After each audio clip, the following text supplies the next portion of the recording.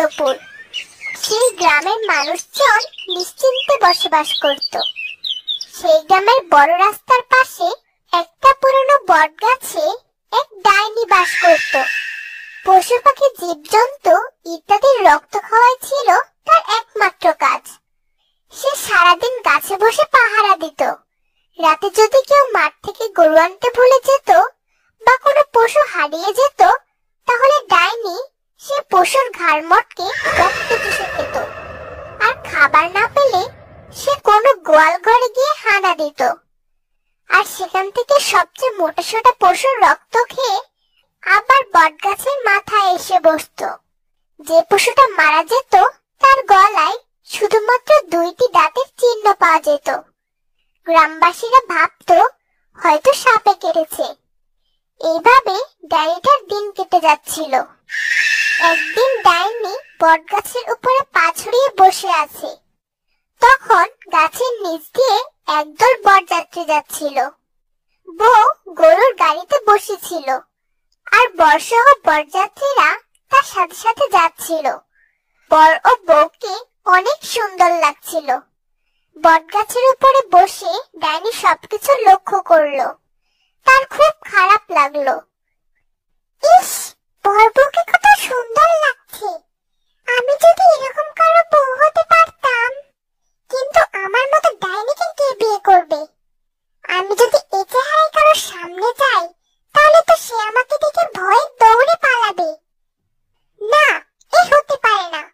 আমার মনে যা ইচ্ছা হয় আমি যে কোনো ভাবে তা করেই থাকি। সে বসে বসে কি করা যায় ভাবতে লাগলো। কিছুক্ষণ পর ওই গাছের নিচ দিয়ে একটা রাখাল ছেলে অনেকগুলো গরু নিয়ে যাচ্ছিল।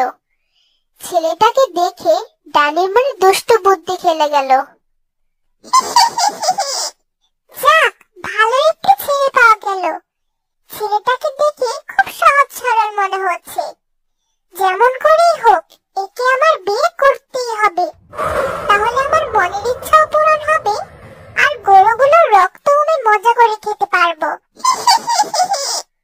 ডাইনি বটগাছের তলে অপেক্ষা করতে লাগলো কখন ছেলেটি ফিরে আসে। এদিকে সারাদিন কেটে যাবার পর বেলা গড়িয়ে এলে রাখাল ছেলেটি মাঠ থেকে গরু নিয়ে বাড়ির পথে ফিরে চলল। এক সময় সে ওই বটগাছটির নিচে এসে উপস্থিত হয়। ডাইনি দেখলো এই সুযোগ। ওই তো ছেলেটি আসছে। এই সুযোগে এখন আমি তার পিছু নেব, আর ওর বাড়িটা চিনে আসবো। আর সুযোগ বুঝে আমি এমন চালাকি করব যে ও আমাকে বিয়ে করতে বাধ্য হবে। ডাইনিটা তখন ওই রাখাল বালকের পিছু পিছু চলল। রাখাল পাশের গ্রাম রায়পুরে থাকতো। ডাইনি লুকিয়ে লুকিয়ে রাখাল বালকের বাড়িটি চিনে নিল।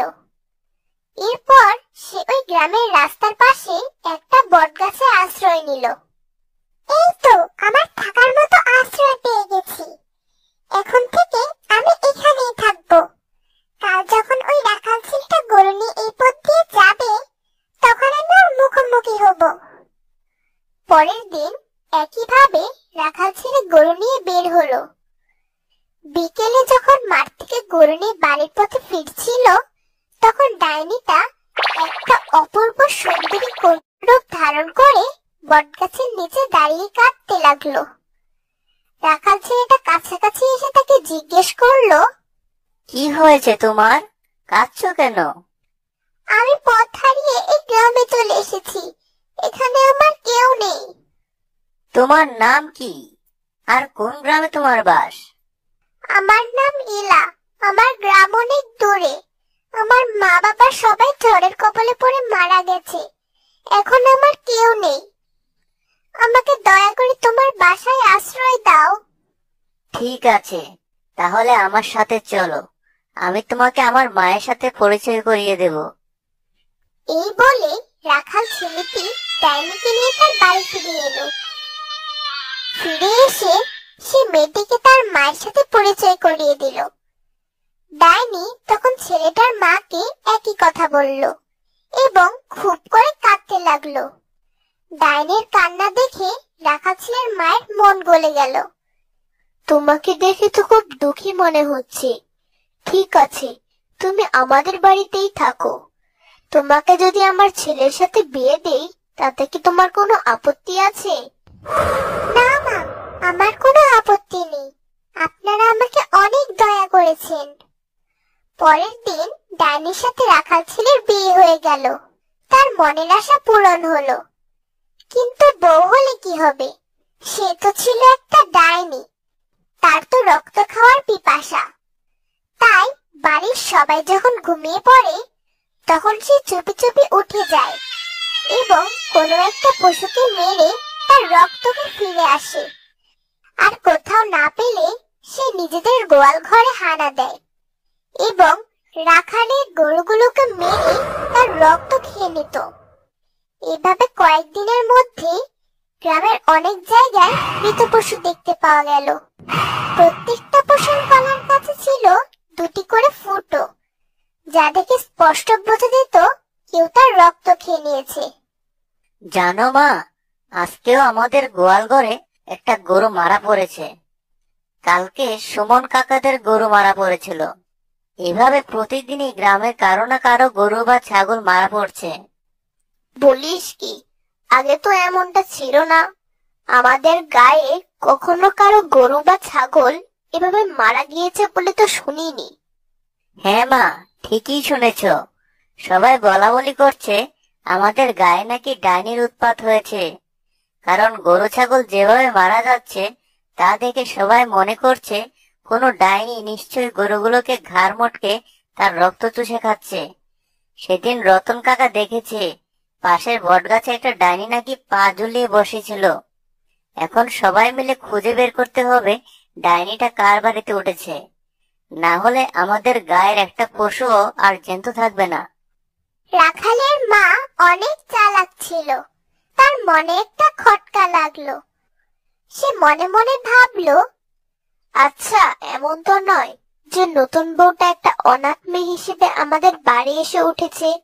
সেই মেয়েটাই আসলে ওই ডাইনি। হতেও পারে সে একটি সুন্দরী মেয়ের রূপ ধারণ করে এখানে এসে উঠেছে আর প্রতি রাতে একটা করে গরু মেরে খাচ্ছে। আবার নাও হতে পারে। কিন্তু যাই হোক, এর রহস্য আমাকে বের করতেই হবে। রাখালের মা তখন তার বউয়ের উপর নজর রাখার সিদ্ধান্ত নেয়। সেই রাতে সবাই যখন ঘুমিয়ে পড়ল, তখন রাখালের মা ঘুমের ভান করে চুপ করে শুয়ে রইল। সে আসলে দেখতে চাইছিল রাতের বেলা বউ কি করে। এদিকে প্রতিদিনকার মতো সেই রাতেও ডাইনির রক্ত পিপাসা জেগে উঠল। সে আস্তে আস্তে ঘরের দরজা খুলে বের হলো। শাশুড়ির ঘরে একটা উকি দিয়ে দেখলো তার শাশুড়ি প্রতিদিনের মতোই ঘুমাচ্ছে। তখন সে নিজের রূপ ধারণ করলো এবং বাইরে বের হয়ে এলো। শাশুড়ি ঘুমের ভান করে থাকলেও তিনি কিন্তু সবই লক্ষ্য করলেন। কিছুক্ষণ পর গোয়াল ঘরে একটা পশুর ছটফট করার শব্দ শুনতে পেলেন। তার আর কিছু বুঝতে বাকি রইল না। এই ডাইনি মেয়েটা নিশ্চয় বউ সেজে আমাদের বাড়ি এসেছে এবং প্রতিদিন একটা করে পশু ধরে তার রক্ত খেয়ে মেরে ফেলে রেখে যাচ্ছে। রক্ত খাওয়ার পর সে আবার নতুন বউয়ের রূপ ধরে বাড়ি ফিরে এলো। শাশুড়ি সেটাও লুকিয়ে লুকিয়ে লক্ষ্য করলেন, কিন্তু কিছু বললেন না। পরের দিন সকালে তিনি ছেলেকে গোপনে ডেকে নিয়ে বললেন, শোন বাবা, তোকে একটা কথা বলি। তুই কালকে যে ডাইনির কথা বলেছিলি, সেই ডাইনিটা আসলে আমাদের বাড়ি এসে উঠেছে এবং তোর বউ সেজে। যে মেয়েটাকে তুই আশ্রয় দিয়েছিলি সে মেয়েটা আর কেউ না, আসলে সে একটা ডাইনি। বলো কি মা, এটা কিভাবে সম্ভব? আর এটা তুমি বুঝলেই বা কি করে? কাল রাতে আমি সবকিছু লক্ষ্য করেছি। আমি ঘুমের ভান করে শুয়েছিলাম, তখন দেখলাম তোর বউ উঠে ডাইনির রূপ ধারণ করলো আর বাইরে গিয়ে একটা গরু মেরে তার রক্ত খেয়ে এলো। আজকেও গিয়ে দেখ, আমাদের গোয়াল ঘরে একটা গরু মরে পড়ে আছে। রাখাল ছেলেটি মায়ের কথা বিশ্বাস করলো এবং গোয়াল ঘরে গিয়ে দেখতে পেল আজও তাদের একটা গরু মরে পড়ে আছে। সে তখন একটি ফোন দিয়ে আঁটলো কিভাবে এই ডাইনির হাত থেকে বাঁচা যায়। সে কাউকে কিছু না বলে প্রতিদিনের মতো গরু নিয়ে বের হয়ে গেল, কিন্তু আজ একটু তাড়াতাড়ি গরু নিয়ে বাসায় ফিরে এলো। ডাইনি তা দেখে বলল, কি গো, আজ তো তাড়াতাড়ি বাড়ি ফিরে এলে যে? আজ একটা বিপদের খবর শুনে তাড়াতাড়ি চলে এলাম। কি হয়েছে? কি বিপদ? তবে শোনো, লোকের মুখে শুনলাম আজ নাকি আমাদের গ্রামে ডাকাতের আক্রমণ করবে। তারা যার কাছে যা পাবে সবকিছু ছিনিয়ে নেবে আর লোকজনদেরকে প্রাণে মেরে ফেলবে। এজন্য আমাদের টাকা পয়সা, সোনা গহনা যা আছে সবকিছু নিয়ে গর্তে লুকিয়ে রাখতে হবে। তা বেশ, চলো আমরা গর্ত খোঁড়া শুরু করি। তখন সবাই মিলে একটা বড় গর্ত করা শুরু করলো।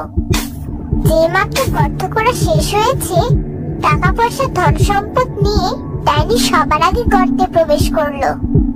হ্যাঁ গো, আমি গর্তে গিয়ে ঢুকলাম, তোমরা তাড়াতাড়ি করে চলে আসো। হ্যাঁ হ্যাঁ, আমাদের চলে আসতে হবে না, তুমি এখন ওখানেই থাকো। তখন তাড়াতাড়ি করে রাখাল ছেলে ও তার মা মিলে গর্তটি মাটি দিয়ে ভরাট করে ফেললো। সেই সাথে রক্তকেকো ডাইনি চিরদিনের মতো গর্তের মধ্যে মরে পড়ে থাকলো। আর এভাবে গ্রামের লোকজন